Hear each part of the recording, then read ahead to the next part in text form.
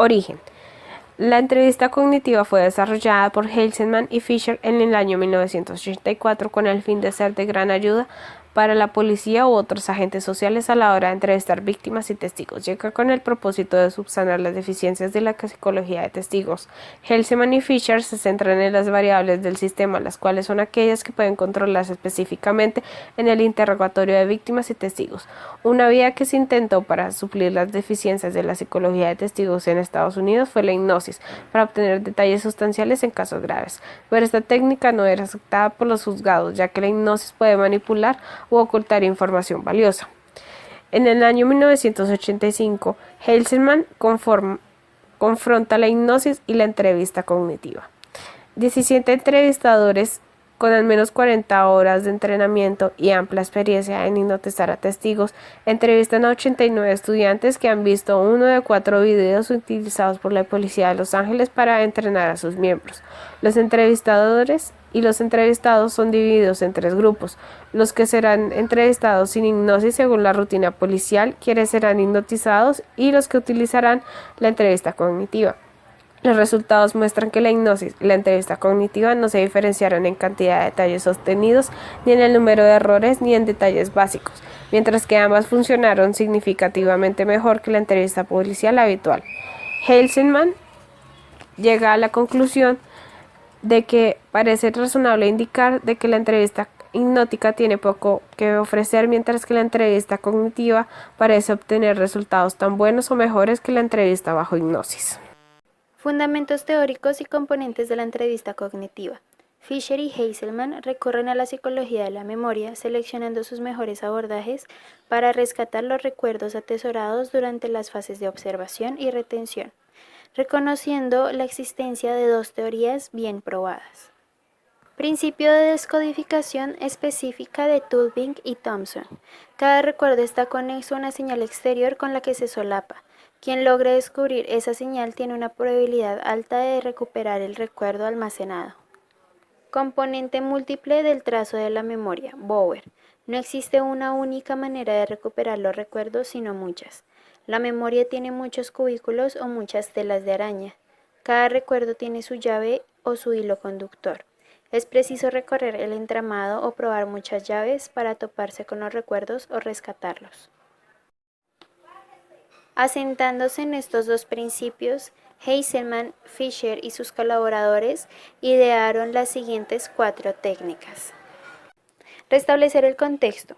Basado en el principio de la descodificación específica, busca reconstruir mentalmente el contexto en el que se tuvieron lugar los hechos, ya que habrá más probabilidad de encontrar el estímulo con el que se solapa el recuerdo. La cuarta y última técnica es cambio de perspectiva, también basada en el segundo principio componente múltiple del trazo de la memoria. Nos dice que puede que intervinieran en la escena otras personas, al menos el delincuente, quizá una cámara de video o una señal de alarma. No se trata de que el testigo imagine. Simplemente hay que situarse mentalmente en aquel punto que brindará recuerdos añadidos, teniendo en cuenta que el contexto no es solo físico, sino también subjetivo. Se habla de estados emocionales, asociaciones de ideas o sensaciones vividas en aquella circunstancia. Contarlo todo. Esta técnica es una prolongación de la primera. Se basa en que el testigo con frecuencia piensa que algunos recuerdos no son interesantes o que ha de contar solo aquello de lo que se sienta seguro. Los recuerdos insignificantes e inciertos también deben verbalizarse. Recordar los acontecimientos en un orden distinto. Esta técnica tiene como base el principio de componente múltiple del trazo de la memoria. Nos habla de que aunque habitualmente los hechos se narran en el orden que ocurrieron, al contarlos en un orden distinto, generalmente de atrás hacia adelante, este recorrido de vuelta nos ofrece nuevas perspectivas acompañadas de recuerdos nuevos.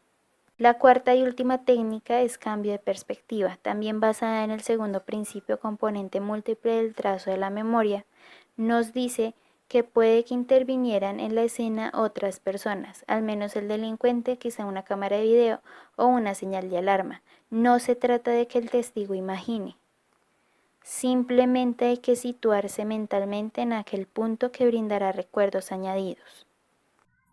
De acuerdo a la entrevista mejorada, encontramos que la entrevista cognitiva por sí sola requiere de bastante tiempo y además su comprensión es un tanto complicada. Por eso mismo, al entrevistador le cuesta distinguir entre los hechos desde otras perspectivas e imaginárselos, puesto que narrar en orden inverso es complejo. Además, se hace hincapié que los entrevistadores deberían adoptar unas habilidades de comunicación que por su parte no tienen en cuenta al momento de intervenir, de hacer una entrevista. Por ello, es necesario que se agreguen una serie de modificaciones de la entrevista cognitiva original, dando lugar a la entrevista cognitiva mejorada. Además, se señala que quizás se pudiese añadir unas nuevas técnicas mnemotécnicas como la imaginación. Pasaré a describir las características principales de la entrevista cognitiva mejorada. En primera instancia tenemos las mejoras estratégicas para recuperar los recuerdos. El primer punto a tener en cuenta es mantener centrada la atención. Es decir, que el entrevistador tiene la obligación, la tarea de facilitar el esfuerzo que supone recordar. Para ello hay que tener 4 puntos a tener en cuenta. El primero es que debe llevar a cabo la entrevista en un ambiente que no distraiga. El segundo es que debe animar al testigo a hacer el esfuerzo de recordar, estimulándole aunque diga que no recuerda. En tercera instancia, no debe interrumpir una narración fluida por parte del entrevistado. Y por último, debe premiar verbalmente al testigo por el esfuerzo que hace al comentar la situación que vivió y observó. Por otro lado, hacer preguntas compatibles con el testigo. Es decir, el entrevistador debe evaluar el tipo de testigo al que se está enfrentando y asimismo, conforme a esto, debe formular unas preguntas. Especialmente si el testigo es un niño, debe adaptar las preguntas a su tipo de verbalización e imágenes. Cuando se habla de la sacudida del árbol, se hace referencia a la metáfora de la necesidad que tiene el entrevistador de ayudar al testigo a que recuerde el más mínimo detalle de la historia, aunque sea incompleto. Entre tanto, los ejemplos más clásicos se tratan de los números de la placa o los nombres de las personas. En dado caso que el testigo no puede recordarlos por entero, al menos se trata de que haga el esfuerzo para recordar la primera letra de la primera cifra, haciendo que repase el alfabeto o los números. Finalmente se habla de la recopilación final. En este apartado, el entrevistador resume los detalles de la entrevista al entrevistado, es decir, realiza una retroalimentación y además es un momento clave para que precise e incluso recuerde nuevos detalles, tanto el entrevistador como el entrevistado. En segunda instancia está la mejora de la comunicación. En esto se habla de que la entrevista cognitiva mejorada también incluye una serie de directrices referidas al contexto de comunicación en las interacciones. Entre esas directrices encontramos varias, las cuales mencionaré. La primera es crear el rapport. Esto es especialmente importante en el momento del encuentro, de la primera impresión. Tiene dos circunstancias particulares en las que su uso es primordial, que la primera es la de calmar o tranquilizar a la víctima o al testigo que afronta una situación nueva y desagradable. Y la segunda ocasión es la de colocarle en la disposición de contar lo que viene a denunciar, es decir, crear un ambiente de confianza, tranquilidad, en el que él se sienta lo suficientemente a gusto para empezar a relatar. La segunda directriz es la transferencia. Esto se debe a que En una entrevista de este tipo, se busca que tanto las víctimas y los testigos sean los que mayor hablen. La tarea, el deber del entrevistador es solamente ser el receptor y la guía de la entrevista.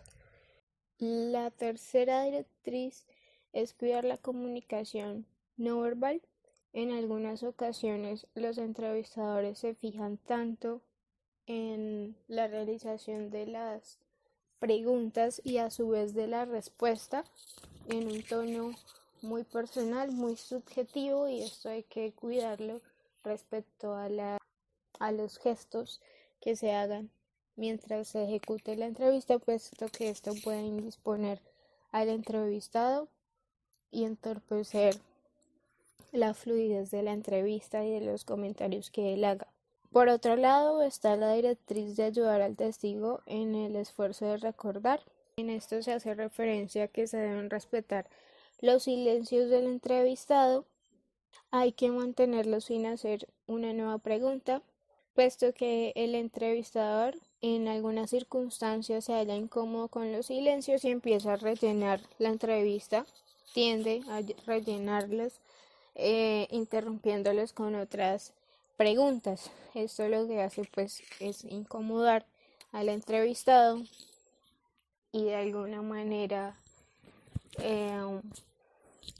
entorpecer la línea. Sin embargo, hay que tener en cuenta la comunicación no verbal del entrevistado, todo gesto, postura, proximidad, tonalidad que haga. Por último, se habla de la directriz de la despedida. En esta etapa, como en todas las entrevistas, se finaliza agradeciendo la colaboración del entrevistado y se intenta intercambiar los datos entre el entrevistador y el entrevistado para comunicar el avance del proceso. Aunque casi siempre se tienen los números o los correos electrónicos plenos del entrevistado. Sin embargo, habría que recordarlos para no tener dificultad a la hora de comunicarse para intercambiar datos en el avance del proceso. La estructura de la entrevista cognitiva mejorada está compuesta por 5 momentos. El primero es la introducción. Su finalidad es establecer una relación fluida con la víctima o el testigo que facilite su declaración y permita al entrevistador entender la representación mental o la idiosincrasia en el momento de narrar. La segunda es la pregunta abierta, pedir al testigo o víctima que narre con sus propias palabras y sin interrupciones lo que viene a denunciar. La tercera es la recogida de información, es el momento en el que se desarrolla primordialmente la ECI. El testigo se le van exponiendo las técnicas de recuerdo. 4. La revisión de lo dicho por el sujeto. El entrevistador resume en voz alta la información aportada por el testigo para obtener su confirmación. 5. Cierre de la entrevista tras una pequeña charla trascendente para relajar al testigo. La estructura de la entrevista cognitiva propuesta por Miller y Bull en 1999 está compuesta por 7 fases. La primera fase es el saludo y la personalización de la entrevista, estableciendo un buen rapport. La segunda fase es la explicación del propósito de la entrevista, enfocando el recuerdo y haciendo la transferencia del control. La tercera fase comienza con la exposición libre, la reconstrucción mental del contexto y la conducta no verbal. La cuarta fase habla sobre las preguntas que tienen que ser compatibles con el entrevistado y deben permitir responder no sé o no lo entiendo. La quinta fase es el recuerdo variado y extenso, cambiando el orden temporal y cambiando las perspectivas, teniendo en cuenta así todos los sentidos. La sexta fase es el resumen de todos los datos recolectados por las preguntas hechas durante la entrevista. La sexta fase es la despedida, transmitiendo al testigo la impresión de que lo ha hecho bien, agradeciendo al testigo por su cooperación y tomarle aquí los datos personales y no al principio. Igualmente se señalan algunos problemas de la entrevista cognitiva. Dentro de los principales problemas encontramos el problema del grupo control. Consiste en que no se puede llegar a una conclusión alguna si no se entrena a los entrevistadores del grupo control de la misma manera que se entrena a los del grupo experimental. Debe haber una concordancia para que haya una fluidez a la hora de entrevistar. El segundo punto se refiere al acontecimiento singular versus acontecimiento familiar. Esto significa que para probar la eficacia de la entrevista cognitiva se hace que el sujeto participe u observe un acontecimiento extraño y singular que se retiene con facilidad. Sin embargo, esto provoca un efecto contrario, que es tener recuerdos erróneos y desordenados. Por último, está participar u observar. Se han visto en el metaanálisis propuesto por el autor mencionado en la diapositiva en el año de 1999, que los sujetos recuerdan mejor cuando participan que cuando observan, es decir, cuando hacen parte de la escena, no cuando son meramente testigos.